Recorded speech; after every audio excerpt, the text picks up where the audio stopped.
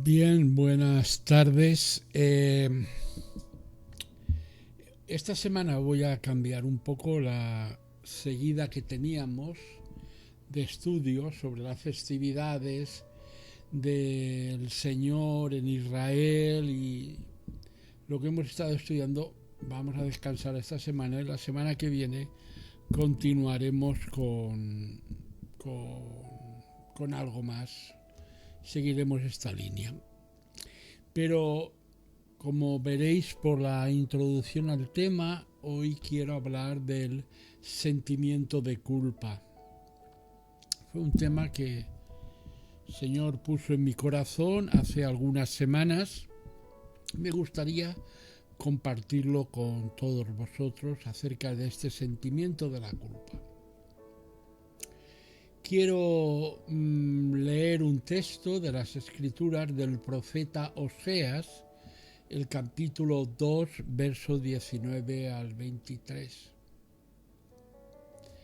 Y esta relación que el profeta Oseas establece, esta relación de amor entre Dios y su esposa en este sentido figurativo, con una experiencia personal y muy dolorosa para el profeta Oseas, pero bueno, esta relación es lo que intento establecer. Dice el profeta Oseas en el capítulo 2, verso 19-23. Quizás tendríamos que decir con más ese título que Dios dice a través de la experiencia del profeta Oseas. Yo te haré mi esposa para siempre y te daré como dote el derecho, la justicia, el amor y la compasión. Te daré como dote mi fidelidad y entonces conocerás al Señor. En aquel día yo responderé, afirma el Señor, yo le responderé al cielo y el cielo le responderá a la tierra. La tierra le responderá al cereal, el vino nuevo al aceite, y estos le responderán a Yerel. Yo las sembraré para mí en la tierra, me compadeceré de la indigna de compasión. A pueblo ajeno lo llamaré pueblo mío, y él me dirá mi Dios. Hay 4 causas que llevan al ser humano, al hombre y a la destrucción, y al hombre y a la mujer a su destrucción en todas las partes. Y ya sea cristiano o no, y evidentemente yo me estoy refiriendo especialmente a los cristianos nacidos de nuevo. Pero estas 4 causas afectan a todos los seres humanos si no sabemos trabajar con ellas, enfrentarnos a ellas. Estas 4 causas son el resentimiento, la ansiedad, el egocentrismo y el sentimiento de culpa. Y estas causas no solamente están demostradas por la ciencia médica, sino también a través de un estudio de las Escrituras.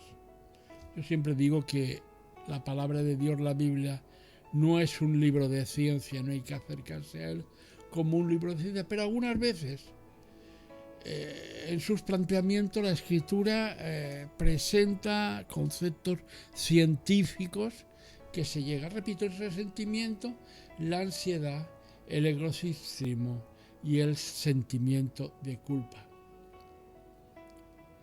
Y tú que me estás escuchando, quizás este cuadro no te alcance en su totalidad. Espero que no estas 4 facetas estén interactuando en ti. Quizás el sentimiento de culpa pues no es tan abrumador como para llegar a quitarnos el sueño. Pero lo que sí que es posible es que haya un sentimiento de sentirse, quizás de sentirse poca cosa, de sensación de haber a veces perdido el camino, buenos propósitos que no han llevado a término. A veces se produce un desajuste, un sentimiento de un desajuste interior que produce una desconfianza en ti, no te deja estar seguro. Y como resultado miras tu futuro con esa misma desconfianza. Eso, ten claro, también es sentido de culpa. No es necesario haber cometido un acto tremendo, por ejemplo, haber cometido un asesinato y no se ha descubierto y tienes ese sentido de culpa. Hay otros factores en la vida no tan potentes, no tan fuertes, que producen ese sentido de culpa.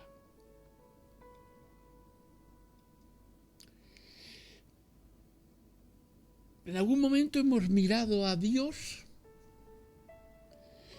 hemos mirado sus principios y veo que no encajo dentro de esa visión que he tenido de Dios, esa visión que he descubierto. Nuestra voluntad, nuestro deseo de hacer las cosas no encaja con la voluntad de Dios. Y vemos que fallamos, no llegamos al nivel que Dios ha establecido y eso nos frustra. Esto es sentido de culpabilidad. Cuando nos desviamos de la ruta correcta, es sentido de culpabilidad. Examinamos, meditamos y parece como que no encajamos. No encajamos con los planes y con el reino de Dios. Y ese no encajar trae en nuestras vidas frustración. Pero en cambio, cuando observamos y obedecemos los principios del reino de Dios, cuando nos hemos atrevido a hacerlo, vemos que nuestra vida adquiere un significado, hay una profundidad, hay otra manera de entender. Adquiere un valor y una satisfacción interior que nos dice que estamos haciendo lo correcto. Y muy al contrario, muchas veces, es que cuando no acoplamos nuestra vida a los principios del reino de Dios, el resultado es que sentimos que comienza como un descenso interior. Hay como una sensación de desaprobación. Y el sentido de culpa aparece cuando sentimos que no estamos en sintonía con lo más elevado que hemos contemplado. Hemos decidido seguir los principios del Evangelio. Y vemos que no podemos, que no estamos en sintonía, que no vamos a llegar. Y mira, una simple verdad es que tú y yo no hemos sido creados para el mal. Tampoco hemos sido, seas cristiano o no, creados para vivir apartado de Dios.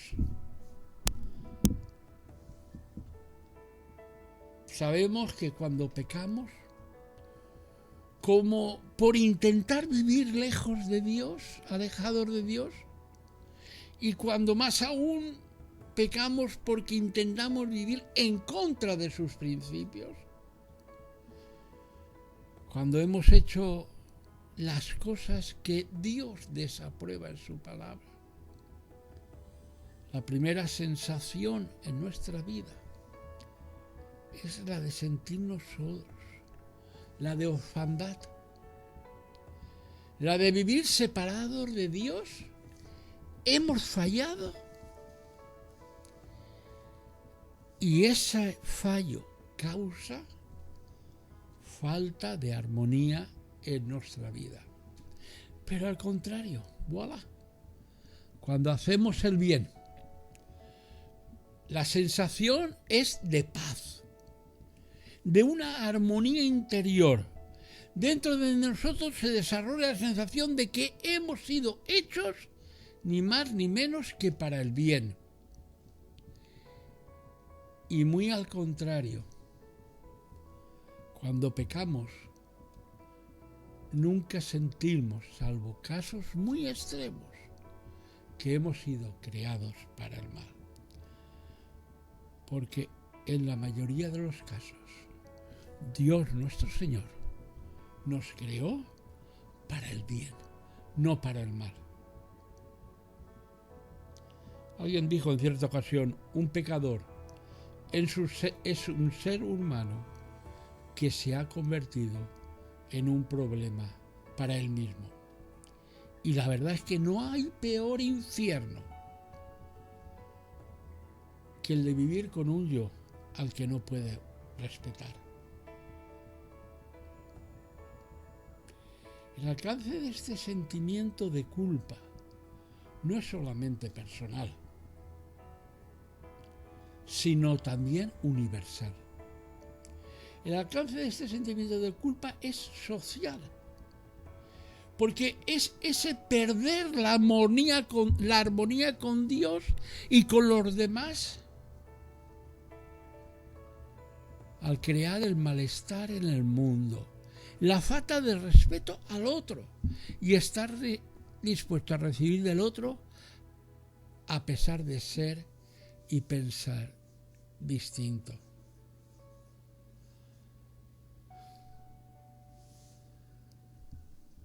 Aceptar al otro como es. El errar en el blanco en cuanto a tantos principios establecidos por Dios y los hemos fallado, los hemos quebrado.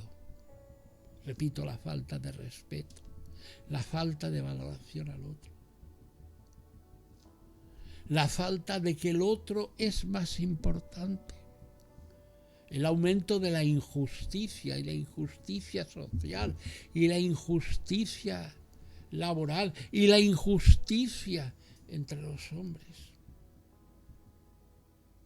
la violencia machista, la violencia entre generaciones, la violencia con los no nacidos, las guerras, las pobrezas, la opresión y un largo y triste, etcétera. E intentamos llenarlo, pero vemos que pasan los años y los siglos y las soluciones no llegan. Lo que los hombres intentan en sus buenas voluntades no llegan, no cuajan, y el mal aumenta y el mal va adelante. Y es que, repito, no es solamente una sensación o una cuestión personal, sino también es social, es universal. Cuando el rico quiere hacerse más rico a costa del pobre. Todas estas cosas Dios las aborrece. Y hemos perdido la sintonía con Dios. Intentaremos llenarlo de muchas formas. Pero como dije en una ocasión anterior, la grieta en el muro es tan grande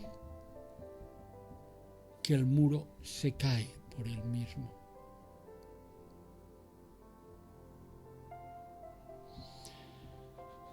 Volvamos a mirar un poco el texto del profeta Oseas.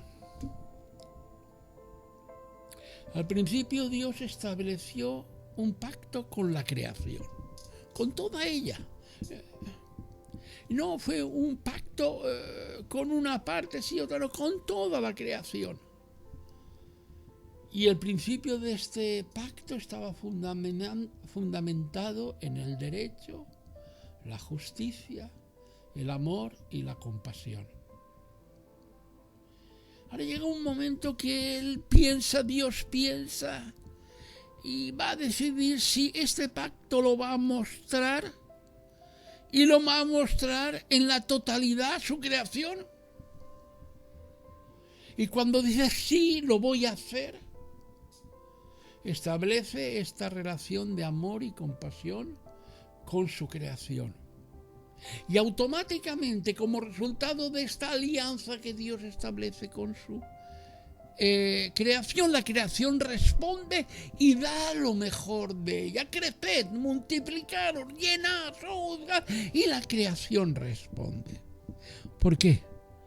Cuando entramos en un pacto de amor con Dios, el resultado es que respondemos al amor de Dios. Y aún incluso la misma creación responde a ese amor. El resultado es que se establece un compañerismo los unos con los otros. Y en palabras del profeta Oseas, el pueblo que no es pueblo adquiere su propia identidad. El que no es amado se reconcilia con Dios, y cuando el ciclo se completa, cuando se ha acabado, cuando el hombre responde, tú eres mi Dios, se restablece la amistad entre Dios y el hombre, Dios y su creación. El sentimiento de culpa empieza a desaparecer, sea la raíz que haya llevado a este sentimiento de culpa. Cuando el hombre, la mujer, el joven se reconcilia con Dios, reconoce que Dios es Dios y que es su Dios, se restablece la amistad del hombre con Dios, y entonces se recupera la relación de amistad de Dios con su creador. Y el resultado diario que se produce el día a día es que el hombre, cuando reconoce esta relación y esta dependencia de Dios, vive en armonía con Dios.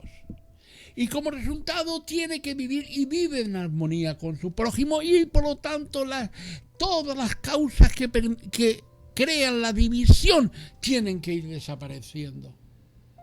Vive en armonía con su prójimo, el hombre vive en armonía consigo mismo. Y entonces ese hombre, esa mujer, ese joven, ese niño, empieza a ver que es libre del sentimiento de culpa.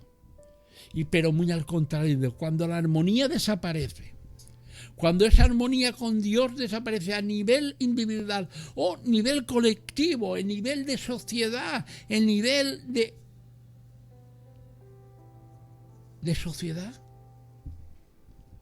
se cumple lo que dice el profeta Oseas también, en el capítulo 4, verso 1 al 3. Escuchen, israelitas, la palabra del Señor, porque el Señor va a entrar en juicio contra los habitantes del país. Ya no hay entre mi pueblo fidelidad, ni amor, ni conocimiento de Dios. Cunden más bien el perjurio y la mentira. Abundan el robo, el adulterio y el asesinato. Un homicidio sigue a otro. Por tanto, se resecará la tierra y desfallecerán todos sus habitantes. Morirán las bestias del campo, las aves del cielo y los peces del mar.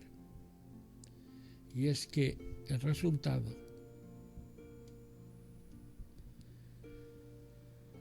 cuando entramos en esta separación de Dios y por el tanto del prójimo, es el mismo hoy que hace 5.000 años. Porque en el fondo no hemos cambiado tanto.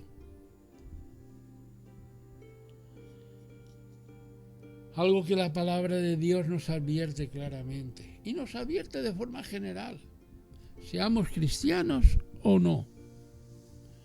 No hay fruto bueno y de amistad en el pecado. No hay fruto bueno, no hay amistad en el pecado. El pecado divide.